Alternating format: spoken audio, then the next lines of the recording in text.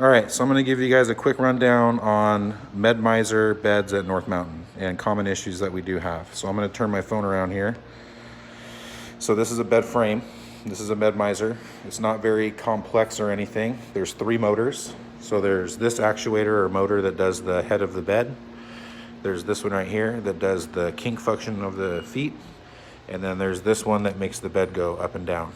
This one, the control box is taken off. We'll look over here at this one. So basically, if you remove the mattress from the top, you'll see the control box. And if you look closely, you'll see that green light at the top of the box. That is an indicator that you do in fact have power, which that is a good thing. Now, one of our common issues is they'll tug wires on accident, so the pendant will become unplugged just a little bit. Now, if I grab it, you'll see it's very simple. Head of bed, and then the foot function. Well, right now, it's not gonna do anything because the pendant's not plugged in all the way.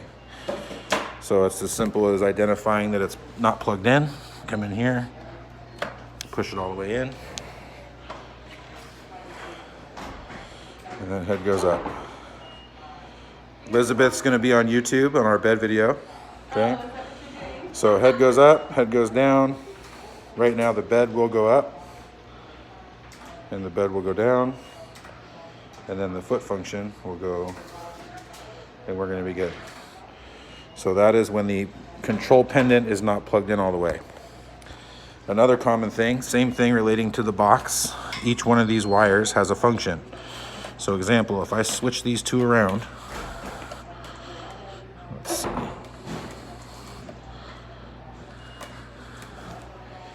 They will call and say that it's not working correctly.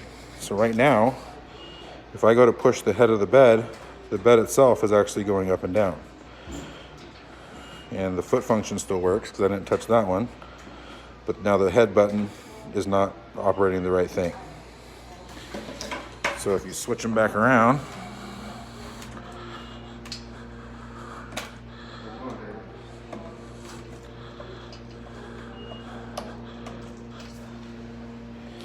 now everything is going to correspond to what the pendant is telling you to do. So head is going to go up, head's going to go down. Another issue that we have is if you look at the foot of the bed,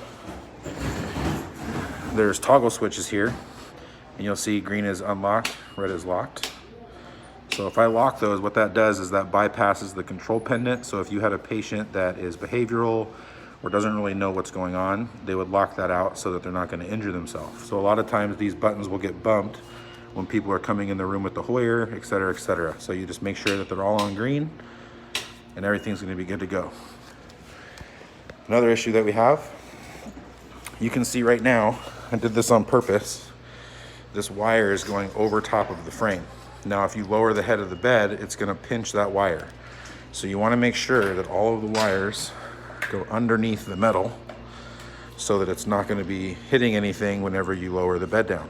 Another one, this wire here does the head of the bed, and you can see where it's flat right here. This has already been pinched a couple times, and what it does, if you lower this bed straight down, here's the frame, and you go straight down, you're gonna touch the bracket that holds the caster. So a lot of times this wire will be underneath, and when you lower the bed all the way down, it actually smashes the wire.